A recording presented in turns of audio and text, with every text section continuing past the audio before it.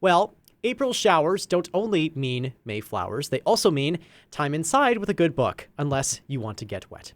Chris Hall from McNally Robinson Booksellers has 5 new titles for our monthly What to Read segment that are perfect for cloudy days. Nice to see you again, Chris. Good morning, Nolan. What sorts of things, when you're thinking about different seasons, because I haven't seen you since it's switched over to spring, as you're thinking about different seasons, what sorts of things catch your eye when you're looking for the next thing that you want to read? I'm not sure if I think seasonally, to be honest.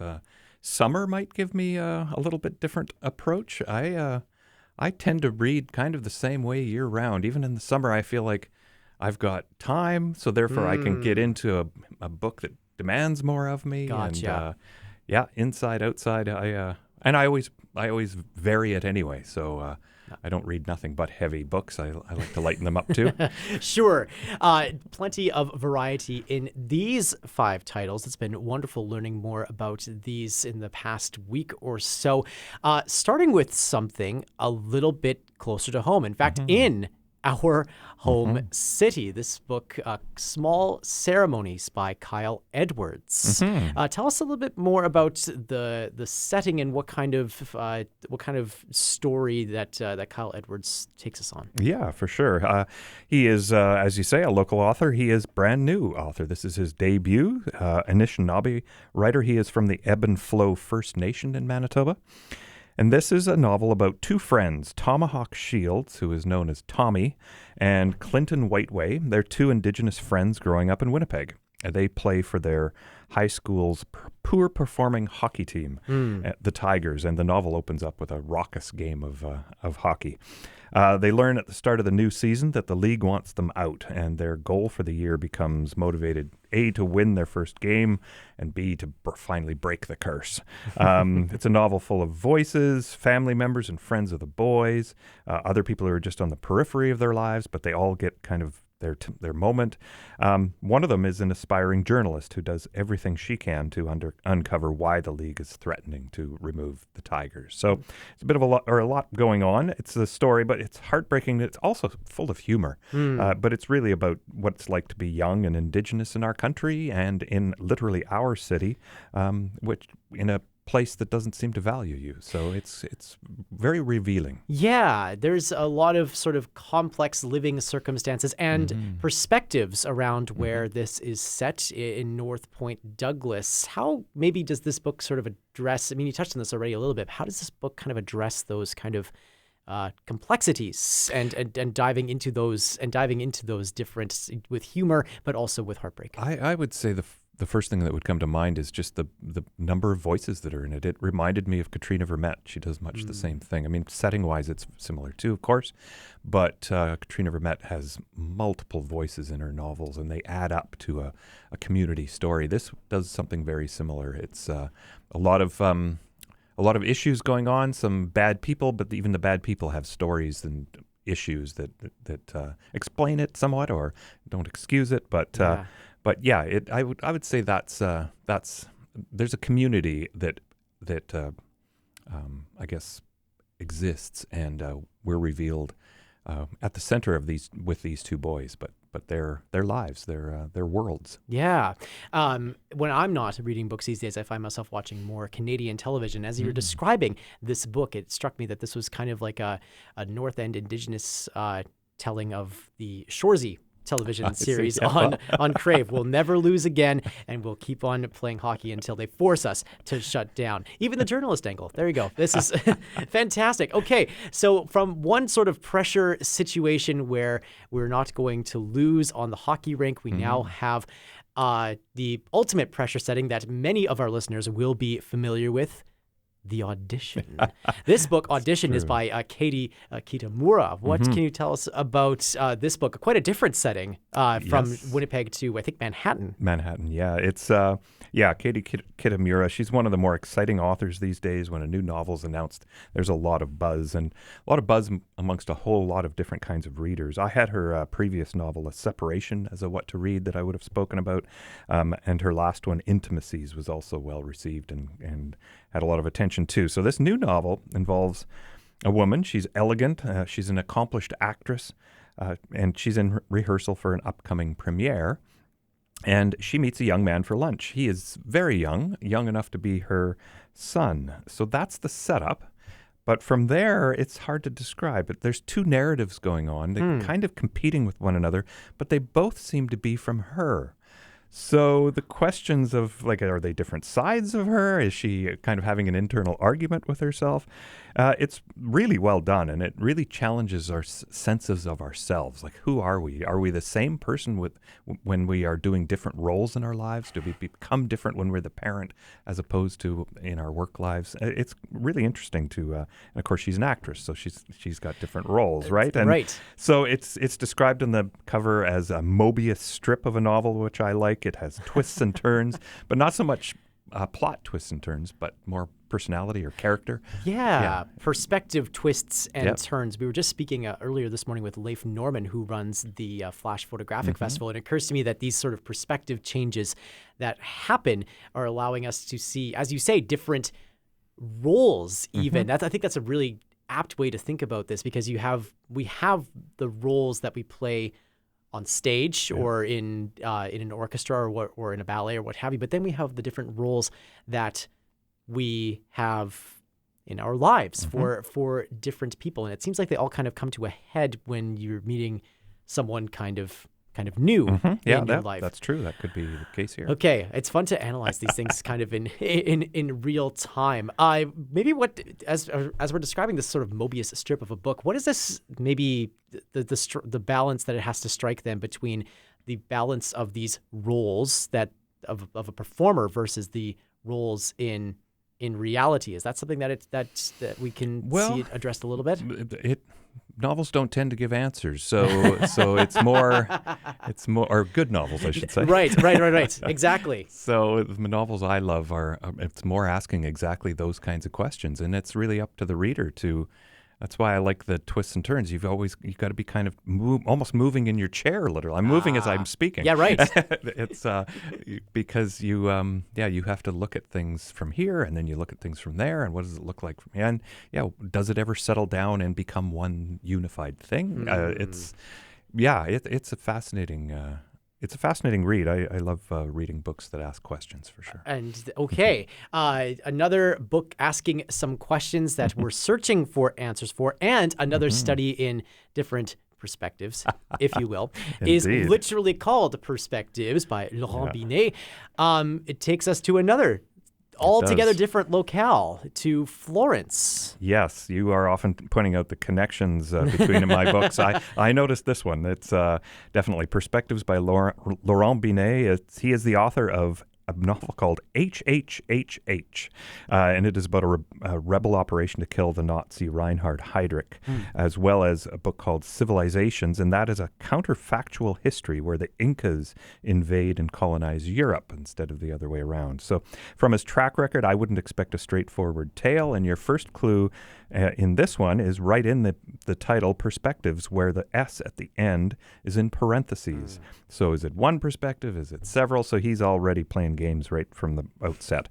On the surface, it's a historical murder mystery. It's set in Renaissance Florence, as you say.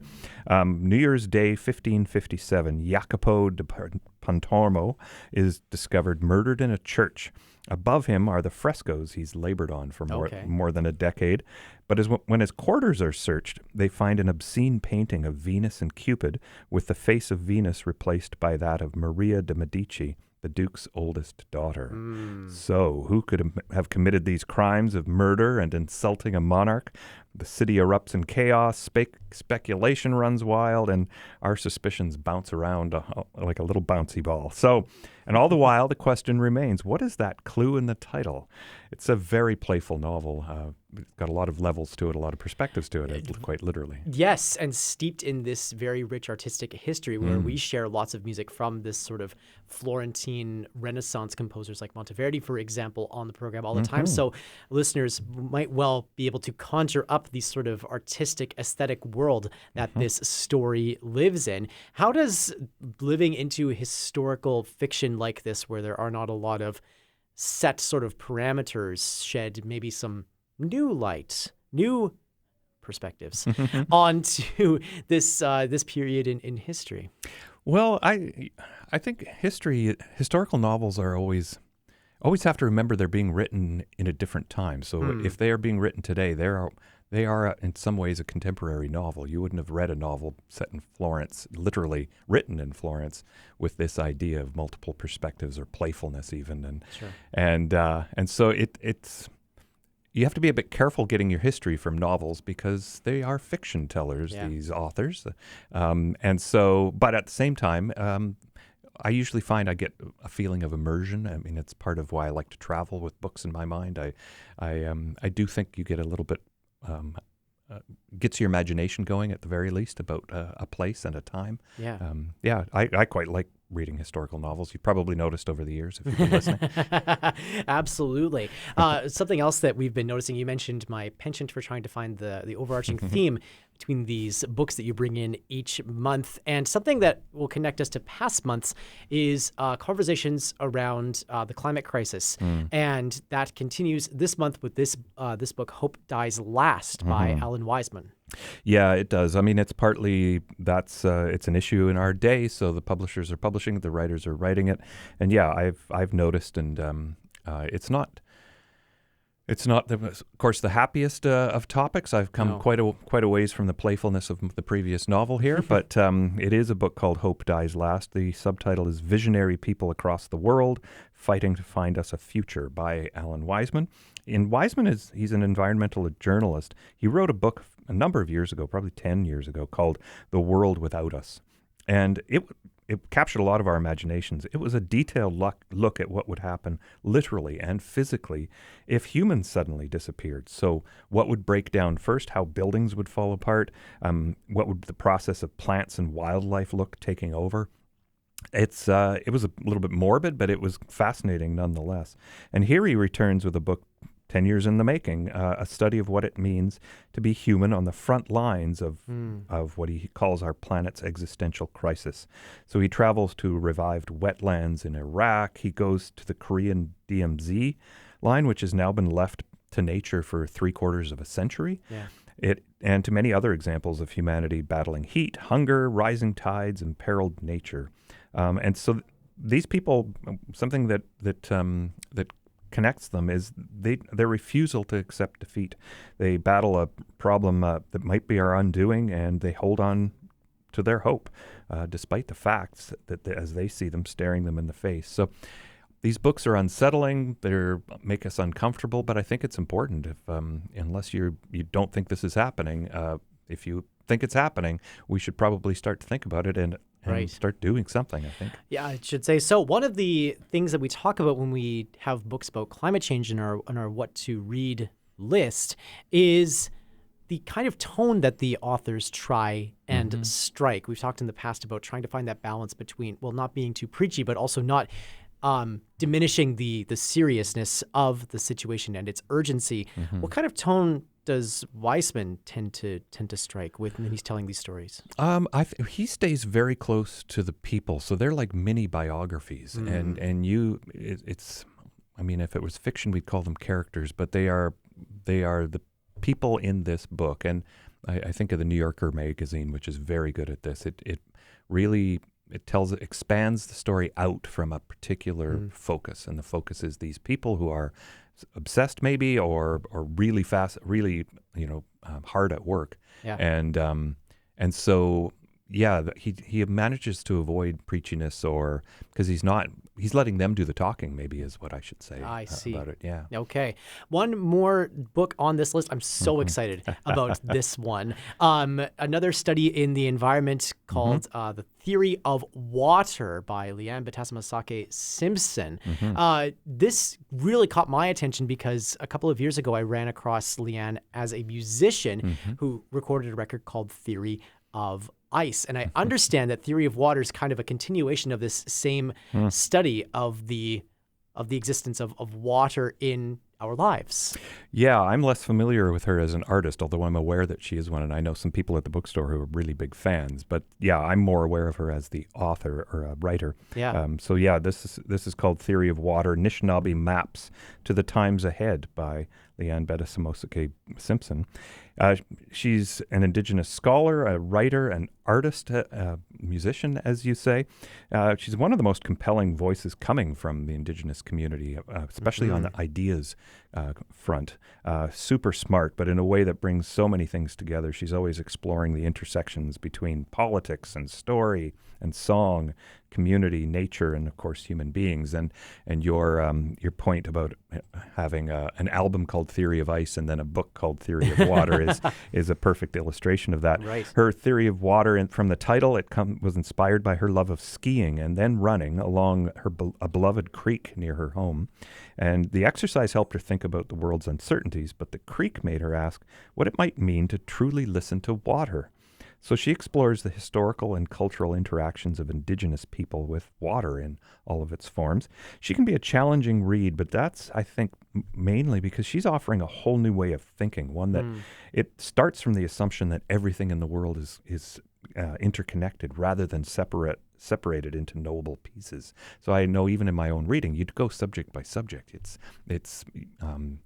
And our universities are split up into subjects. I mean, our store is split up into subjects. Yeah. But she is kind of coming from a different direction, I guess. She's trying to start from the fact that all of those ideas are starting from a single place and then kind of going out from there, which is not usually how ideas work. So you do have to pay attention and work a little bit to follow her. You readers will be helped in that work when Leanne Batessa-Masaki Simpson Yes. comes to the McNally Robinson's Grant Park location. What can you tell us about that event? Yeah, that is on Tuesday, April 29th at 7 p.m. It'll be in our atrium and streaming online if you can't make it into the store, or it'll be available as a recording thereafter, so you don't even have to change your plans. So yeah, you'll be able to hear her talk about what her approach is and how she works. It's a great opportunity to ask her some questions. I think so. Those books, once again, for our What to Read April list are The Theory of Water by Leanne Batessa-Masaki Simpson, Hope Dies Last by Alan Weisman, Perspectives, in parentheses, the S, by Laurent Binet, Audition by Katie Kitamura, and Small Ceremonies by Winnipeg's own Kyle Edwards. We will have a full breakdown of all of these titles later on this morning at our website, classic107.com, and on the Classic 107 app. Chris Hall from McNally Robinson Booksellers, always a pleasure to have you introducing these new titles to us here on Morning Light.